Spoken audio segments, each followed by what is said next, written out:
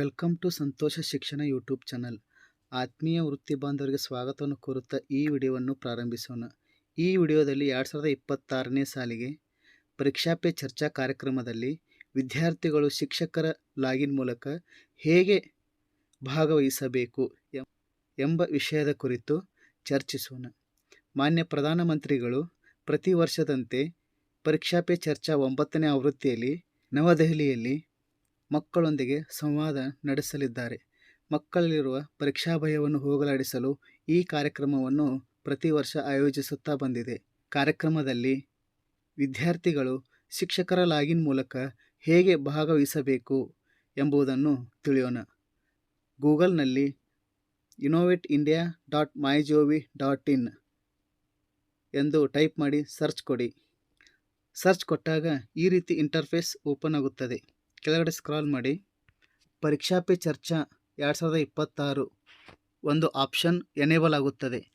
Participate ಮೇಲೆ click ಮಾಡಿರಿ. ನಂತರ ಕೆಳಗಡೆ ಸ್ಕ್ರಾಲ್ ಮಾಡಿ. ಕೆಳಗಡೆ ಸ್ಕ್ರಾಲ್ ಮಾಡಿದಾಗ student participation through teacher login, click to participate ಇದರ ಮೇಲೆ ಕ್ಲಿಕ್ ಮಾಡಿರಿ. ಶಿಕ್ಷಕರ ಹೆಸರು ಮತ್ತು ಮೊಬೈಲ್ ನಂಬರ್ ಹಾಕಿ ಲಾಗಿನ್ ವಿತ್ OTP ಮೇಲೆ ಕ್ಲಿಕ್ ಮಾಡಬೇಕು. ನಂತರ ಮೊಬೈಲ್ಗೆ ಬರುವ OTPಯನ್ನು ಎಂಟರ್ ಮಾಡಿ ಸಬ್ಮಿಟ್ ಬಟನ್ ಮೇಲೆ ಕ್ಲಿಕ್ ಮಾಡಬೇಕು. ನಂತರ student name, email ID, mobile number, gender, date of birth, class, name of parent ಇವುಗಳನ್ನು ಎಂಟರ್ ಮಾಡಬೇಕು.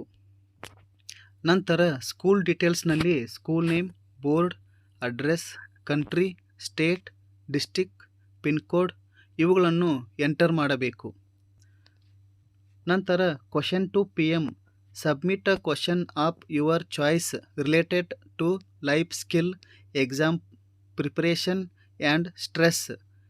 ವಿದ್ಯಾರ್ಥಿಗಳು ಪರೀಕ್ಷೆಯ ಕುರಿತಾದಂಥ ಒಂದು ಪ್ರಶ್ನೆಯನ್ನು ಮಾನ್ಯ ಪ್ರಧಾನಮಂತ್ರಿಗಳಿಗೆ ಕೇಳಲು ಈ ಬಾಕ್ಸ್ನಲ್ಲಿ ಬರೆಯಬೇಕು. ನಂತರ ಸಬ್ಮಿಟ್ ಬಟನ್ ಮೇಲೆ ಕ್ಲಿಕ್ ಮಾಡಬೇಕು.